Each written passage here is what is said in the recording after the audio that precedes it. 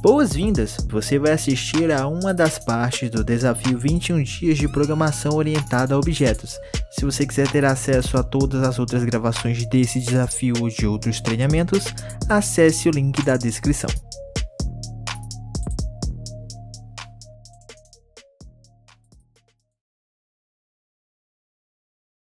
Então, vou deixar aqui o TypeScript já pré-programado e vou deixar aqui o Visual Studio também já pré-programado para que a gente possa fazer aqui o que a gente veio fazer, né? Beleza, na aula de hoje, gente, a gente vai fazer, então, algumas classes aqui para a gente conseguir trabalhar, tá? Aí, vocês me enxergam normal aqui, né? Bom, então, nesse nosso plano aqui, vamos começar a fazer, então, algumas classes para a gente conseguir trabalhar, tá? A primeira classe que a gente vai fazer, então, é uma classe que tem em todo o projeto, né? Todo projeto a gente tem uma classe referente, né, a uma representação de uma pessoa para que a gente possa trabalhar, tá? Então, vou criar aqui uma classe chamada pessoa,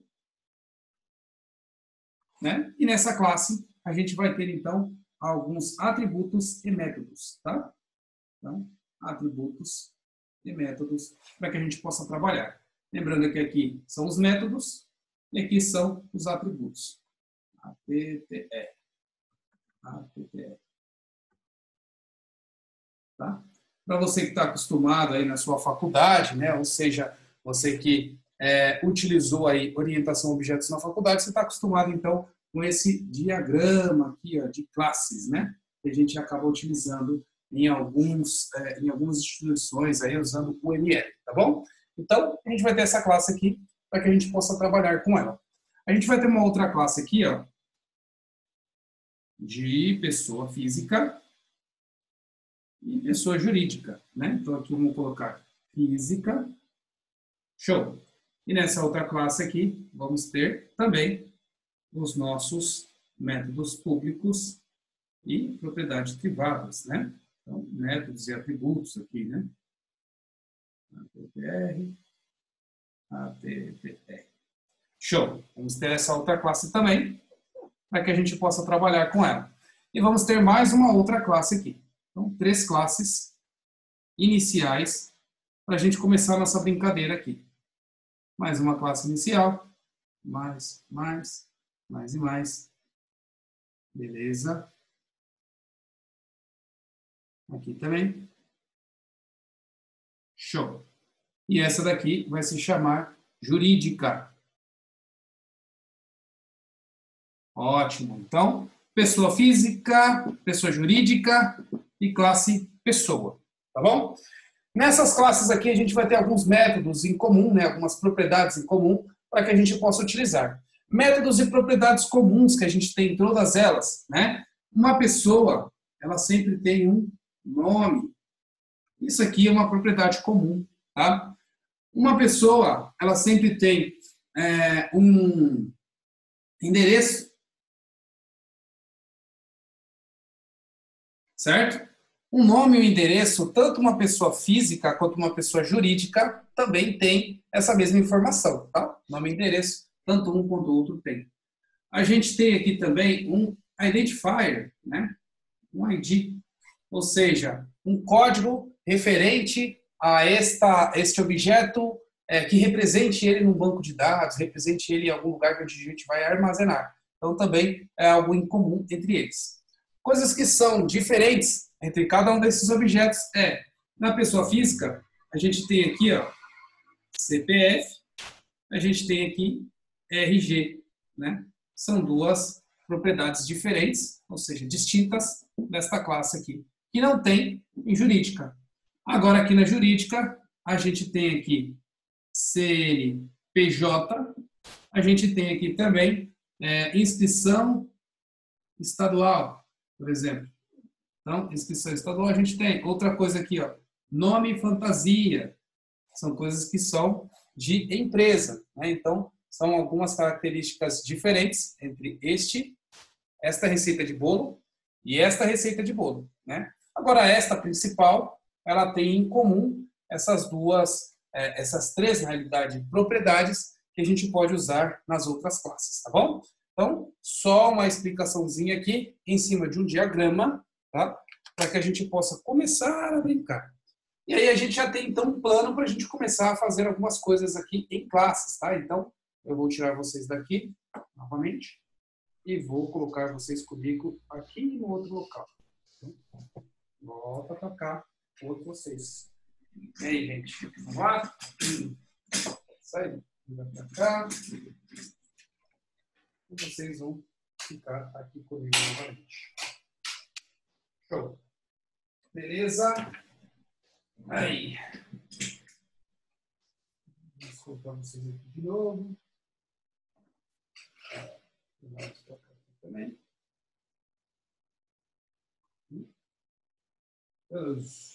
Beleza. Tá. Deixa eu baixar para cá. É isso aí, gente. Então, a gente já tem aí alguns objetos que a gente já pode começar a trabalhar, né? E com esses objetos a gente vai, então, estruturar o nosso projeto. Então, a primeira coisa que eu vou fazer aqui é compartilhar novamente minha tela com vocês. Show. E a gente vai começar, então, a colocar em código aquilo que a gente colocou lá no quadro, tá bom? Pessoal, uma coisa que eu gostaria que vocês fizessem também, que me ajuda bastante, é dar um gostei nesse vídeo. Então, se você ainda não deu um gostei, não esqueça de dar o seu gostei aqui e comente o que você está achando da aula, o que você acha do formato, para que a gente possa sempre melhorar para vocês, tá bom? Show! Vamos nessa! Então, gente, aqui, olha aqui, ó. A primeira coisa que eu vou fazer, então, é criar algumas classes. Primeiramente, eu vou clicar com direito aqui e vou adicionar uma nova classe, né? Nova classe. E aí, essa classe que eu vou adicionar, eu vou colocar o nome de pessoa, tá bom? Então, vamos lá. Pessoa.cs. Ou seja, CS é uma extensão do C Sharp, né? Ou seja, a gente utiliza essa extensão para criar classe, para fazer os nossos objetos, os nossos arquivos de comando em C Sharp. Então, eu estou criando um novo arquivo aqui, pessoa.cs. Criei. E ele já gera para a gente com uma estrutura, né? Qual é a estrutura que ele está gerando aqui dessa nossa classe que a gente está fazendo? Primeiro, a gente tem aqui os imports, né? Ou seja, os usings. Então, esses usings aqui servem para que a gente possa importar algum tipo de solução, ou seja, se a gente estiver colocando mais elementos nessa classe, por exemplo, se a gente quiser colocar um Entity Framework, se a gente quiser colocar um framework com RM que a gente vai utilizar, ou qualquer tipo de framework, a gente consegue, então, importar ele nesse using, tá? A outra coisa que a gente tem é um namespace aqui, né? Dependendo da linguagem, esse nome vem como namespace. Dependendo da linguagem, esse nome vem como import. Dependendo da linguagem, a gente cria isso como uma estrutura, né? E o que é esse namespace? Esse namespace, ele serve para você fazer um conjunto de classes. Ou seja, você está começando a fazer uma classe aqui, né? Um conjunto de classes que tem a ver com a pessoa no geral. Pessoa física, pessoa jurídica, ou seja, uma entidade que a gente vai utilizar, ok? Então, a gente pode englobar tudo isso dentro de uma entidade chamada aqui, ó. A gente vai colocar essa entidade geral, colocando aqui como pessoas do... Na realidade, eu vou colocar aqui, ó, como alunos. Alunos, beleza? Então, esse vai ser o nosso namespace. Vamos colocar alunos e aqui dentro vai ter aluno de pessoa física, aluno de pessoa jurídica e tudo no geral, tá? Beleza. Então, eu tenho aqui uma classe simples. Aí aqui, ó, ele já faz a declaração da nossa classe, tá? Então, a declaração da nossa classe é o que aqui, ó? Ela inicia como pública, né? Então, toda classe no C Sharp, ela tem essa assinatura, falando se ela é pública ou privada e tudo mais, né? Se você não coloca a assinatura pública aqui, ó, o que acontece? Ela automaticamente entende que essa classe também é pública, tá? Lembrando que essa classe aqui, você tem diversas coisas que você pode fazer, colocar como protegida, colocar como interna, e você vai entender também o porquê que é cada um desses tipos também, que você acaba criando, tá? Beleza.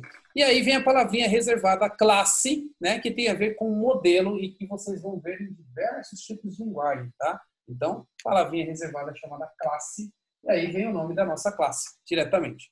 Depois do nome da nossa classe vem, então, o bloco de código, né? Que são essas chaves aqui. Então, esse bloco de código representa as chaves que a gente está utilizando e o conteúdo que vai dentro desta nossa receita de bolo que a gente está montando, né? Lembra da aula de ontem? Falei sobre receita de bolo e tudo mais, né? Então, aqui está começando a entrar a nossa receita de bolo. E aqui no C# a gente começa, então, com um construtor aqui dentro da nossa receita de bolo, né? Então, toda vez que você tiver ali um método, né? Ou seja, uma função dentro da nossa classe e que essa função tenha o mesmo nome da nossa classe no C#, né? Isso representa, então, um construtor. Tanto no C# quanto no Java é parecido nesse sentido, tá bom? Então, isso é referente a um construtor. Lembrando que esse construtor aqui, ó, ele pode, então, ser alterado para deixar ele como privado, por exemplo, no caso de algumas classes singletons, que vocês vão ver um pouco mais para frente também, né? Você pode mudar a assinatura. Legal, as pessoas estão fazendo aqui algumas perguntas, deixa eu ver, o Wellington aqui, ó, está falando, o JavaScript existe namespace? Existe sim, o Wellington. Você tem condições de criar isso com hash, tá? Ou seja, aquele objeto genérico do JavaScript, você tem como escopar a sua classe dentro de um objeto genérico, né? Ou seja, dentro de um hash, e aí ali você começa a fazer o seu namespace, tá bom? Então tem como fazer sim em JavaScript, TypeScript e tudo mais, tá bom? Lembrando que eu vou usar um pouco do TypeScript aqui para que ele possa exportar para o JavaScript Vanilla, e assim vocês vão vendo aqui com a gente também como é que funciona, tá? Beleza, então aqui a gente tem um pouquinho aqui da anatomia de uma classe que a gente está fazendo, né? E aí aqui a gente começa a fazer então os nossos atributos, tá? Então nesse caso eu vou colocar aqui um atributo público, e aí na pessoa a gente vai colocar exatamente os mesmos atributos que a gente estava colocando lá no quadro, né? Um atributo que vai ser então um número, um código, ou seja, um identifier, para que a gente possa sempre utilizá-lo, chamado ID, né? Então esse é o nosso primeiro identifier, né? Aqui no C# você tem o conceito de propriedades e atributos, né? Se você deixa simplesmente assim, public int, o nome do atributo, o que acontece? Você criou somente uma variável simples, ela não tem poder sobre alterar os dados que está entrando e alterar os dados que está saindo, ou seja, não é uma propriedade, tá? Quando você começa a transformá-la numa propriedade, você coloca então o get e set desta variável. Colocando, então, o get e set, você tem o poder de tratar o que entra e tratar o que sai desta variável. Então, essa sintaxe aqui, se você fosse tratar, você teria ela da seguinte forma. Desse jeito aqui, ó, get, e aí você teria, então, um bloco de código para responder referente a get, e você teria o set e um bloco de código para responder referente ao set, tá? Lembrando que o set ele vem, então, por padrão, uma variável chamada this.value. E esse value aqui você pode jogar em algum lugar. E no get você pode retornar esse próprio value, né? Então, se você retorna esse value sendo tratado, né, você pode fazer algumas mudanças em cima dele e ter ali, então, tratamento sobre tudo que está saindo e tudo que está entrando dentro da sua classe, tá bom? Isso a gente vai ver um pouco mais para frente em propriedades, então não se preocupem com isso neste momento e vamos só ver aqui, então, a declaração de uma propriedade nessa nossa classe, tá? Outra coisa que a gente vai colocar aqui é a propriedade nome, que é comum entre todas as outras, e a outra aqui é o endereço, tá? Nota que aqui eu coloquei uma propriedade inteira, né? E nesses dois casos aqui, ó, eu posso colocar alfanumérico, tanto inteiro quanto letras, caracteres e tudo mais. Então, nesse caso, passa a ser string, esses atributos aqui, tá? Então, atributo string, esse outro atributo aqui, string também. Show? Então, a gente está tendo aqui uma classe bem simplesinha, tá? Beleza, a gente então fez aqui esse modelo, né? E através desse modelo, a gente tem como fabricar diversas instâncias, ou seja, criar diversas instâncias diferentes, com nomes diferentes, com endereços diferentes, através dessa receita de bolo que foi feita aqui, tá bom? Então, uma receita bem simples, e aí a gente tem condições de utilizar essa receita. Show! Beleza, gente, então agora eu vou vir aqui no meu program.cs, né? e vou começar a trabalhar com esta classe que eu acabei de criar. Se eu vier aqui no meu namespace e tentar, no meu namespace não, desculpa, no meu program.cs e tentar utilizar esta classe que eu acabei de criar, ou seja, a classe pessoa, nota que no meu interlicense aqui, ó, ele não aparece o pessoa para mim, não aparece, simplesmente assim. E aí eu preciso, muitas vezes vocês aí que vão programar esse C# vão ficar olhando e falar, como é que eu acho isso, né? O que está acontecendo, né? Vocês vão ver que o C# ele tem, né? A IDE do Visual Studio, ele tem esse using aqui, né? Essa lâmpadazinha, né? Esse ícone que você tem condições de importar aquelas classes que você vai utilizar. Então, ó, nesse caso, eu vou importar esse namespace direto que eu vou usar, que tem a ver o namespace que engloba todas as minhas classes que eu coloquei diretamente nesse namespace, tá? Então, pessoa, agora eu consigo enxergar ela, né? Vou colocar aqui como Danilo. Danilo é uma pessoa, né? Igual a 1000. Vou criar uma nova instância de pessoa, tá? Ao criar uma nova instância de pessoa, o que eu estou falando? Eu estou fabricando uma pessoa através de um modelo. Então, eu tenho um modelo de orientação a objetos. Eu estou fabricando essa pessoa e deixando essa pessoa disponível numa instância. Legal? Então, muita gente se confunde, muita gente tem dúvida. Danilo, o que é uma instância? O que é uma instância de uma classe, etc. Então, uma instância de uma classe é isso, gente. Ó. Eu peguei uma classe que foi preparada aqui para eu poder utilizar e criei, então, uma instância dela para que a gente possa trabalhar, tá? Uma vez com essa instância, agora eu consigo acessar aqui, ó, todas as variáveis que eu criei dentro dela, ou seja, todas as propriedades que eu criei dentro dessa minha classe. Então, eu tenho aqui, ó, a propriedade endereço, a propriedade ID e a propriedade nome, que eu posso, então, setar informações, eu posso colocar dados dentro dessas variáveis, né? Ou seja, dessas propriedades desse objeto. O porquê que a gente faz, então, gente, um código orientado a objeto? Pelo fato de a gente conseguir, então, organizar esses dados, né? Ou seja, a gente tem uma variável chamada Danilo, várias propriedades, ou seja, várias variáveis dentro desse objeto Danilo. Então, a gente consegue organizar isso e dentro desse próprio objeto, dentro do escopo desse objeto, a gente consegue executar funções utilizando também essas variáveis. Então, isso que é bem legal, é bem interessante, tá? Então, eu estou fazendo um conjunto de variáveis dentro de um único lugar, né? Antigamente, quando não tinha orientação a objeto, você era obrigado a usar array, era obrigado a usar matriz. Infelizmente, isso ainda é ensinado em muitos lugares, né? Como você utiliza array, como você utiliza matriz, né? Quando você vai programar, você cria ali um array de array, etc. Gente, hoje em dia é bem mais, nas empresas maiores, em projetos mais profissionais, é bem mais difícil você ver ali a figura do array de array, né? Hoje em dia é muito mais fácil você organizar isso num objeto e trabalhar com um objeto nesse conjunto de informações do que você ter um array de array, né? Lembrando que se você coloca uma matriz, você teria que fazer o seguinte, imagina que eu vou mexer na característica desse objeto chamado Danilo, né? Então, eu vou colocar aqui um ID, por exemplo, igual a 1, né? Vou colocar aqui o Danilo, ponto nome, igual ao meu próprio nome aqui, Danilo Aparecido, né? E vou colocar aqui Danilo, ponto, endereço, e coloco aqui o endereço, rua 1, 2, 3, 4, né? Beleza, então tem aqui as características desse objeto.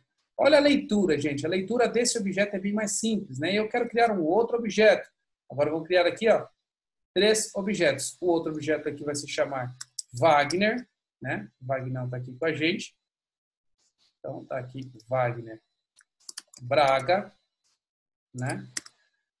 E o outro objeto vai se chamar Marcos. Então temos aqui 3 pessoas aqui com vocês, explicando essas questões para vocês. E Marcos Paladino. Aqui, Marcos Paladino. Temos aqui também, tá? Então, ID 3, ID 2, tá? E aqui a rua deixa mesmo. Legal. Então, aqui a gente tem 3, ó. A gente fez uma receita de bolo, né? Ou seja, a receita de pessoa. E através dessa receita, a gente criou 3 instâncias. Nota que a palavrinha new é responsável por criar instância deste objeto, né? Então, temos 3 instâncias diferentes aqui para que a gente possa utilizar na nossa classe, tá? Ou seja, agora com essas 3 instâncias aqui, eu tenho características diferentes, nomes diferentes, IDs diferentes, endereços diferentes, né? Se a gente fosse fazer isso aqui, gente, usando array de array, a gente teria que ter um negócio tipo assim, ó. A, por exemplo, é igual, aí teria um array de array, né? Aí teria que ter vários arrays de arrays. Por exemplo, um ID que fosse um array de array, e aí esse array de array responde a linha e responde a coluna. Então, para a linha 0 de coluna 0, eu mantenho o ID. Para a linha 0 de coluna 1, eu colocaria o nome, né? Para a linha 0 de coluna 2, eu colocaria o endereço. E aí colocaria tudo isso daqui dentro de uma variável. Então, cara, isso aqui vira uma bagunça lascada quando você está programando, né? Fica muito difícil de você saber. Quando você bate o olho, se você não tiver variáveis assim, ó, esclarecendo o que está retornando dentro dessa matriz, você fica olhando e fala, mas o que é o do índice 0? O que está no índice 1? Então, você acaba tendo que depurar o seu código para você descobrir as coisas que tem lá dentro, né? Então, isso aqui não é legível para o humano, não é legível de forma alguma. Então, realmente, existem aí algumas instituições que ainda insistem em ensinar matriz e arrays. É bem difícil você usar matriz e arrays quando você está programando profissionalmente, né? Você acaba utilizando um objeto. Então, isso que eu mostrei para vocês aqui embaixo é substituído por um objeto muito mais organizado, né? E você deixando ele da forma como você quer, tá bom? Agora, rodando esse nosso código aqui, ó, vou botar um breakpoint e vou rodar ele para vocês verem. Então, iniciando aqui o nosso código, vocês vão ver que esse código não vai pintar nada na tela, são códigos para criar instâncias desse objeto, né? E aí, ó, ele começa aqui, fazendo então, ó, criando uma nova instância. Lembrando que eu vou entrar dentro do método aqui para vocês me acompanharem. Quando eu entro dentro do método, a primeira coisa que ele faz é passar pelo nosso construtor. Depois que ele passou pelo construtor, ele cria essa instância dessa classe. Então, ó, vocês olharem aqui, a primeira coisa que ele faz, ó, é passar pelo construtor desta classe. Passei pelo construtor, show, não tenho nada para executar dentro do construtor. Aí agora eu vou para a próxima, que é a instância já criada. Então agora eu tenho esse objeto Danilo criado e não tenho nada preenchido dentro dele. Nota que o ID está 0, endereço nulo e nome nulo, né? Vou para o próximo, preenchi o nome, preenchi o endereço. Agora eu tenho essa variável chamada Danilo e dentro dessa variável eu tenho essas variáveis aqui preenchidas, ou seja, propriedades dessa classe preenchida. A mesma coisa vai acontecer para o Vagnão. Entrei no construtor, beleza? Estou aqui, ó, criando então o resto das informações. ID, nome e endereço. Vagnão também com ID, nome e endereço. Agora, vamos para o Marcos. Passa pelo construtor, ID, nome e endereço, né? Aqui a gente tem também o Marcos com ID, nome e endereço, né? Tudo bonitinho aqui, ó.